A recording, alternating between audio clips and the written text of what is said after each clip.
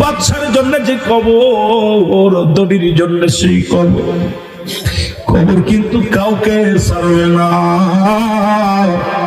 তাই তো বাদশা সেকেন্দার ডাক দিয়ে বলেছিল, প্রজারা শোনো, আমি যেদিন মারা যাব সেদিন আমার কাপড়ের ভিতর থেকে হাত দুইটা বাইরে করে রাখবো, শীত করে রাখবো হাত দুটি। প্রজারা বলতেছিল, হুজুর এটা যদি আপনার এই হাত দুখানা কাপড়ের বাইরে রেখে দিই, তাহলে মানুষ তো বলবে বাদশা দুনিয়ার মধ্যে কর আদায় করতো, মরার পরও বাদশা মনে হয় করছায়। বাদশা সেকেন্দার বলল, শোনো প্রজারা শোনো, আমি এত বড় বাদশা হইয়া আমার টাকার অভাব ছিল না, বাড়ির অভাব ছিল না, নারীর অভাব ছিল না, আমার বাইতুল মালে কোনো অভাব ছিল না। আমার প্রজারা রে, তোরা শিক্ষা ল, আমি এত বড় বাদশা হইয়া শূন্য হাতে এসেছিলাম, শূন্য হাতে বিদায় হয়ে গেলাম। আমার প্রজারা যেন দুনিয়ার প্রেমে না পড়িয়া মাওলার প্রেমে পড়ে যায়। এই দুনিয়ার মধ্যে আমি প্রমাণ করে দিয়ে গেলাম, আমি বাদশার অভাব ছিল না, স্বর্ণের অভাব নাই, বাড়ির অভাব নাই, গাড়ির অভাব নাই। আমি শূন্যতে বিদায় নিয়ে গেলাম, যাবার বেলা আমার কেউ কিছু হাতে দেয় নাই। এই জন্য কবি বলে, বাদশাহ ফকির হ্যায় সবকো একই ঠিকানা, বলেন সবকো।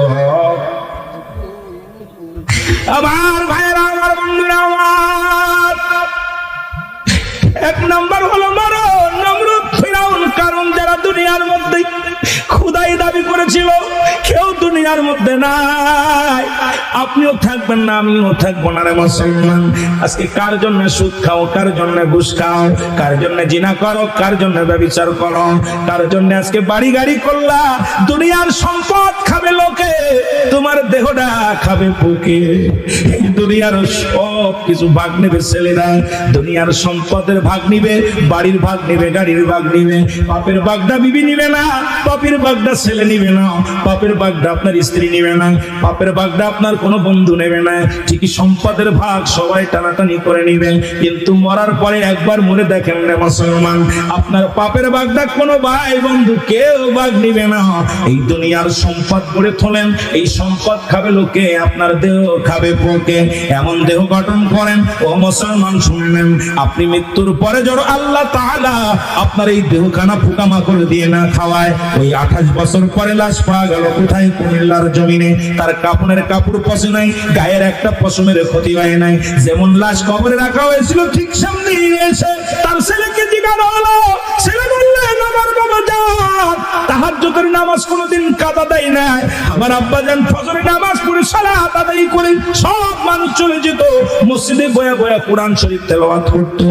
দুদিন একদিন চলে যেত, আমার আব্বা জান অনেক সময় না খেয়ে থাকতো, পানি খেয়ে রোজা রাখছে, তবু কোনোদিন হারাম খায় না। আমরা নামাজ না পড়লে আমাদের পাতে ভাত দেয় না।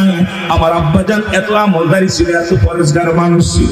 আজকে সে মারা গেল, 28 বছর পরেও তার কাপড়ের কাপড় পচে না। আর আমরা দুনিয়ার মধ্যে হারাম খেয়ে দেহ করলাম, আমাদের দেহগুলো পোকামা করে খাবে, জাহান্নামী হয়ে যাব। এই জন্য আমি আপনাদেরকে অনুরোধ করে যাব, মুসলমান এখনো সময় আছে, ইবাদত করো, আল্লাহর বন্দেগী করো। মরার আগে মরে দেখো, পৃথিবীর মধ্যে কেউ তোমার নজরে, বলেন ঠিক কিনা? আমার ভাইরা, আমার বন্ধুরা, 2 নম্বর হলো মানুষের কবর। 1 নম্বর বিপদ হলো মানুষের মরণ। এই মরণের মধ্যে যদি থাকি রে, সারাদিন কেটে যাবে। 2 নম্বর হলো কবর, যেখানে কোনো বন্ধু নাই, যেখানে কোনো বান্ধব নাই। এই কবরে যখন শোয়া দিবে, কবর বলতে বোঝায় মানুষের মৃত্যুর পর থেকে শুরু করে কিয়ামত পর্যন্ত জগৎটাকে বলা হয় কবর। মুসলমান শুনে নাও, এই কবরে যেদিন আপনাকে আমাকে শোয়া দিবে, কবরের ভিতর প্রথম একজন ফেরেশতা আসবে, নাম তার নোমান ফেরেশতা। ওনার হাতের মধ্যে থাকবে 2 টুকরা কাগজ, একটার মধ্যে থাকবে বদ আমল, আর একটার মধ্যে থাকবে নেক আমল। বান্দারে কবর থেকে উঠাইবে, উঠাইয়া কবরটা আপনার হাতের মধ্যে দিবে আমলের কাগজ খানা, ডাক দিয়ে বলে, বান্দা তুমি লেখো। মুসলমান যার যার আমল নামা তার লেখা লাগবে। আমরা সবাই জানি কিরামান কাতিবিন লিখতেছে, মুসলমান এর এই আমল নামা তোমার সামনে হাজির করে দিবে।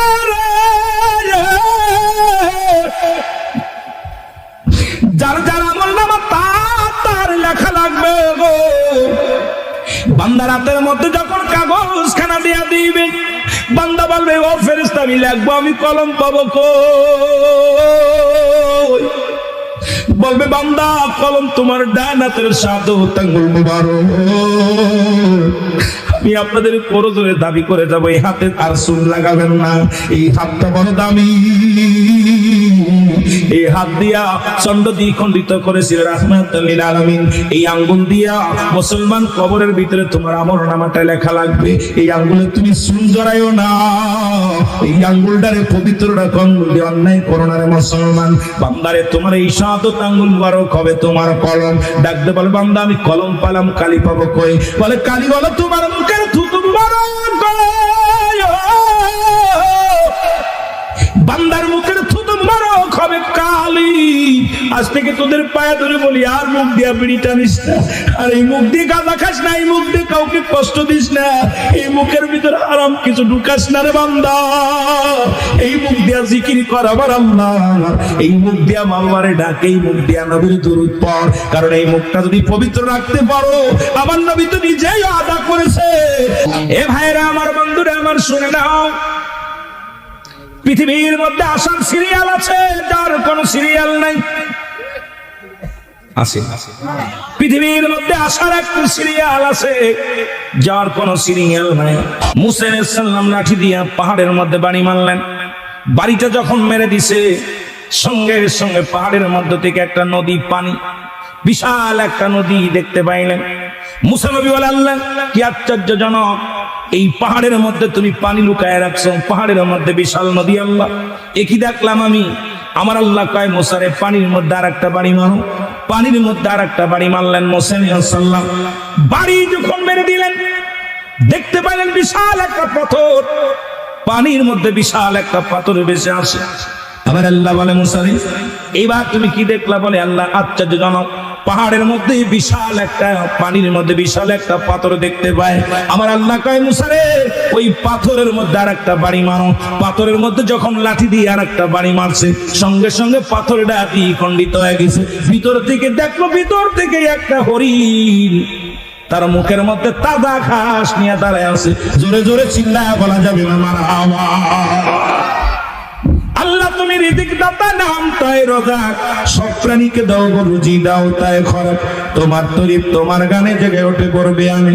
বিড়ে জিলে মাঠে রুজি পাই যে পাখির জান, মৌমাছিরা গুনগুনিয়ে যায় যে কাজে গান শুনিয়ে, পিঁপড়ারা পায় খুঁজে আহার কঠিন শ্রমে ময়দানে। আর আমার আল্লাহ পৃথিবীতে যত মাকলুকাত বানাইছে, সব মাকলুকাতের খাবার ব্যবস্থা আমার আল্লাহ নিজেই করেছে। জোরে বলেন ঠিক কিনা? মুসা আলাইহিস সালাম বলে আল্লাহ একই দৃশ্য আমি দেখলাম। আমার আল্লাহ বলে মুসারে আমি হলাম স্রষ্টা, পুরা হলো সৃষ্টি। পৃথিবীর যত সৃষ্টি মাকলুকাত আছে সবগুলোরে খাওয়ানোর দায়িত্ব আমি আল্লাহ। মুসারে তুমি দেখো, শুধু তোমার বনি ইসরাইলের মানুষ নয়, এই পৃথিবীর মধ্যে কোথায় ওই সাগর, কোথায় পাহাড়ের মধ্যে নদী, নদীর মধ্যে পাথর, পাথরের মধ্যে হরিণ। মুসলমান শুনে নাও, এই হরিণটার মুখেও তাজা ঘাস দেখো।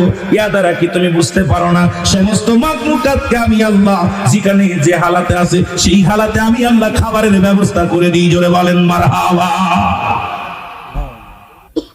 আমার ভাইরা, আমার বন্ধুরা, মুসা নবী ডাকতে বলে আমার মালিক, আমার আর বুঝতে বাকি নাই। আল্লাহ গো আপনি স্রষ্টা, আমরা সৃষ্টি, সব মাকলুকাতকে আপনি খাওয়ান, এর মধ্যে কোনো সন্দেহ নাই গো আমার মালিক। আমার আল্লাহ ডাকতে বলে আজরাইল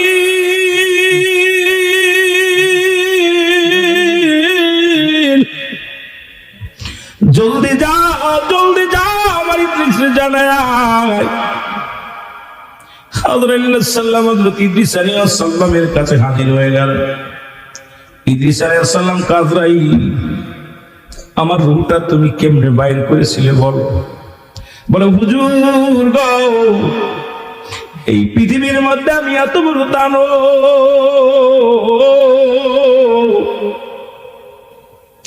এই জমিনের মধ্যে থাকে আমার পা, মাথা থাকে আরশে, আসমানে থাকে আমার মাথা। এই দুনিয়ার সমস্ত পানিগুলো যদি ঢেলে দেওয়া হয় আমার মাথার মধ্যে, একটু পানি করে পড়বে না, আমি এত বড় দানব। আল্লাহু আকবার। সবার জীবনে আজরাইল আলাইহিস সালাম আসবেন, ঈমানদারের কাছে আসবে, বেঈমানদের কাছে আসবে না, সরাসরি আসবে না। বেঈমানদের মুসলমান শুনে না, রূহটা যখন দুনিয়া থেকে বিদায় হয়ে যাবে, ও মুসলমান শুনে নেন আমার বাজানেরা, এই রূহটা বাইর করবে আজরাইল। আসমান থেকে এমন একটা ধমক মারবে, এমন একটা চিৎকার মারবে, বেঈমানগুলোর কলিজাটা ছিদ্রটা ফেটে যাবে, কলিজা ফেটে যে কান দিয়ে রক্ত বাইর হবে, নাক দিয়ে রক্ত বাইর হবে, গাল দিয়ে রক্ত বাইর হবে, পায়খানা করে দিবে, প্রস্রাব করে দিবে, জিহ্বা বড় হয়ে যাবে, একটা অঙ্গ বেঁকা হয়ে যাবে। মুসলমান শুনে নাও, শুনে নাও, এত কঠিন যন্ত্রণা দিয়ে মৃত্যুবরণ করাবে। আমার বাবারা দিলের কান্না লাগায় শুনে নাও। ইদ্রিস আলাইহিস সালাম বলে, আজরাইল আমার রূহটা তুমি কেমনে বাইর করেছিলাম? বলো হুজুর, মায়ের বুকে দুধ খাইতে খাইতে সন্তান যেমনি ঘুমায় যায়, আপনার বুকের উপরে শুধু হাতখানা রেখেছিলাম, আপনাকে কোনো কষ্ট দিই নাই, অত্যন্ত আসানে আপনার মৃত্যুটা হয়েছে। ইদ্রিস আলাইহিস সালাম ডাকতে বলে, আজরাইল রে,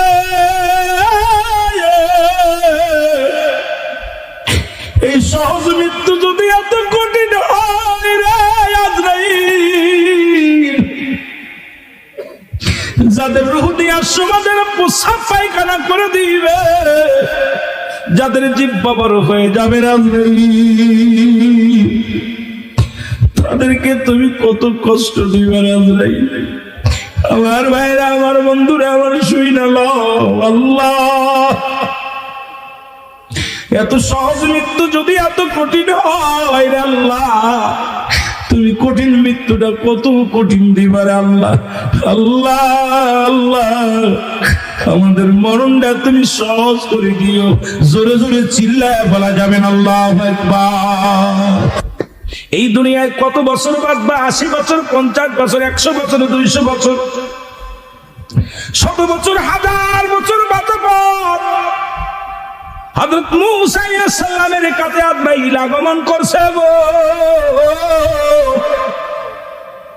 সালাম দা, আসসালামু আলাইকুম, হে আল্লাহর নবী মূসা, আপনার চলে যেতে হবে, আপনার যাবার সময় হয়ে গেছে। অনেকদিন আপনি বাঁচলেন, 1000 বছর বাঁচলেন, 900 কত বছরের জন্য মূসা আলাইহিস সালাম শুনলেন, মুসলমান এত বছর আপনি দুনিয়ার মধ্যে জীবিত আছেন, এখন আপনার যেতে হবে। আমার আল্লাহ পাক আপনার কাছে পাঠাইছে, চিঠি নিয়ে আইছি, আপনার চলে যেতে হবে। মূসা আলাইহিস সালাম কয়, আমি যে চলে যাব, শুনে নাও, শুনে নাও, তুমি আমার রূহটা নেওয়ার জন্য আসছো, আমার রূহটা তুমি কোন জায়গা দিয়ে নিবা? ইমানদারের কত পাওয়ার, বেঈমানদের কত পাওয়ার, ওই মৃত্যুর যন্ত্রণার ওয়াজ করলে সব বিস্তারিত বোঝা যাবে। আগে একটু দেখে আসি ইমানদারদের কথা বলতে যাইয়া, তার আগে একটু মূসা আলাইহিস সালামের জীবনের দিকে ঘুরে আসেন। মূসা নবী ডাক দিয়ে বলে, আজরাইল রে, ও আজরাইল, আগে বলো তুমি কোন জায়গা দিয়ে প্রবেশ করবে আমার দেহের মধ্যে? আজরাইল বলে, হুজুর, আমি আপনার মুখ দিয়ে প্রবেশ করব, গাল দিয়ে প্রবেশ করব। কি দিয়ে? জোরে বলেন, কি দিয়ে? গাল দিয়ে প্রবেশ করব। আল্লাহর নবী মূসা ডাকতে বলে, দাঁড়াও।